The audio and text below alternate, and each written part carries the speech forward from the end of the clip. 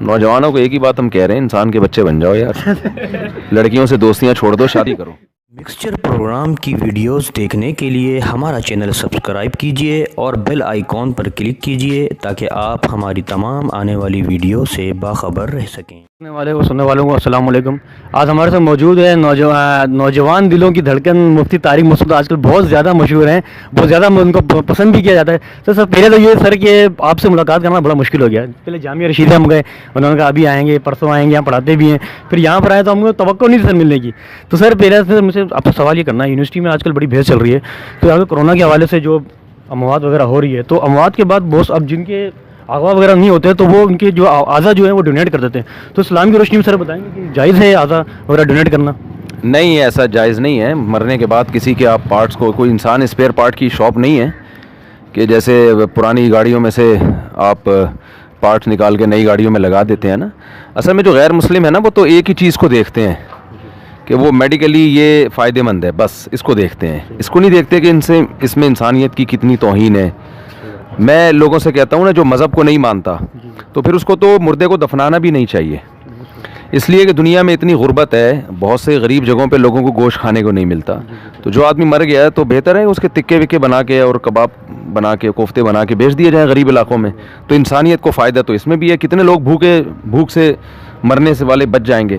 तो जैसे आप यहाँ नहीं करते, क्योंकि मज़हब यहाँ पर दरमियान में रुकावट डालता है कि एक आदमी जितना ज़िंदगी में उसकी इज़्ज़त थी, मौत के बाद भी वो इतना ही काबिल एहतराम है और वो अपनी तमाम उन आज़ा के साथ क़यामत के दिन ज़िंदा किया जाएगा।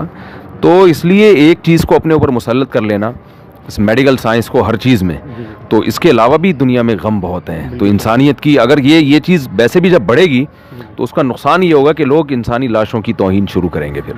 और मैंने बताया कि हमारे मुल्क में भी ऐसे वाक़यात हुए हैं और दुनिया में भी होते हैं कि इंसानी लाशों का गोश्त बाकायदा खाया जाता है। और उनसे आप अगर दलील पूछें, वो दलील यही देते हैं कि भाई एक आदमी जब मर गया, वो कब्र में भी कीड़ों ने खाना है ना उसको, तो अगर इंसान ने खा लिया तो क्या है। तो अगर आप अकल से हर चीज़ को सोचेंगे ना तो आप फिर लिमिट क्रॉस कर लेंगे।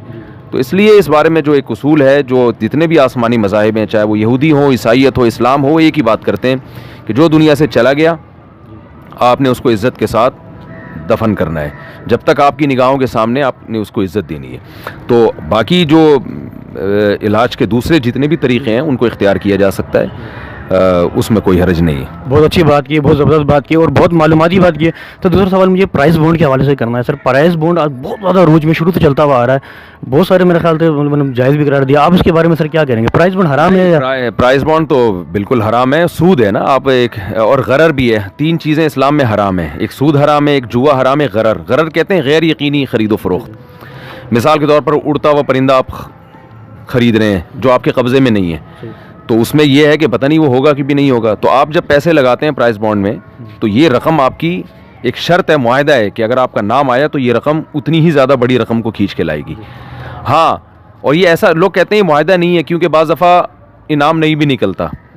तो भाई ये मुआहदा है, तभी तो आप अदालत में केस भी कर सकते हैं कि मेरा नाम आया और मेरे नाम का, यानी मेरा नाम निकला है और फिर भी मुझे वो पेमेंट नहीं दी जा रही है, तो ये एग्रीमेंट है। तो इसलिए ये सूदी एग्रीमेंट है, ये बिल्कुल जायज़ नहीं है। और जो भी मैंने इस बारे में 12-13 साल पहले एक तहकीक करके एक फ़तवा लिखा था और जो लोग इसको जायज़ कहते हैं उनके दलाइल के जवाब दिए थे। देखिए, जब भी आप किसी ऑथेंटिक इदारे से पूछेंगे ना तो आपको सही जवाब मिलेगा, और अगर आप ऐसे ही किसी भी यूट्यूबर से पूछ लिया आपने, किसी भी आम लोगों से, तो फिर जवाब फिर यही होता है, इख्तलाफात की नज़र हो जाते हैं आप।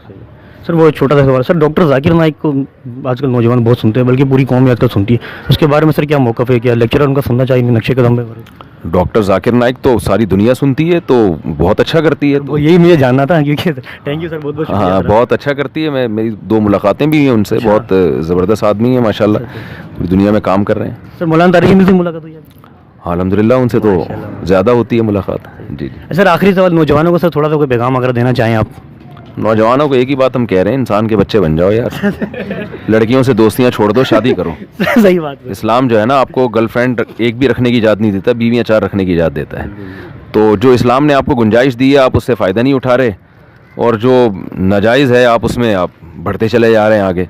तो हम जो निकाह की शादी की बात करते हैं ना, इसलिए कि जब तक ऑल्टरनेट ना दिया जाए, जो डिज़ायर्स हैं, इस्लाम उन डिज़ायर्स को ख़त्म करने का नहीं हुक्म देता। जैसे आपको भूख लग रही है, इस्लाम रोटी खाने से थोड़ी मना करेगा, चोरी की रोटी से मना करेगा इस्लाम, कि अपने पैसों से ख़रीद के खाओ। रोटी से थोड़ी मना करेगा, تو اسی طرح جب مرد اور عورت جوان ہوتے ہیں تو ان میں ایک دوسرے کی طرف اٹریکشن ہوتی ہے. تو اسلام نے دوستیوں سے منع کیا. اسلام نے کہا اس کو ایک رشتے میں بندھن میں لے کر آؤ. تو یہ ہم نوجوانوں کو سمجھا رہے ہیں, جو آپ کی بھی سمجھ میں نہیں آ رہا میرا خیال. ٹھیک ہے, یہ مشکل ہو رہا ہے سمجھنا. بہت بہت شکریہ آپ کا, آپ سے ملاقات کر کے بہت خوشی.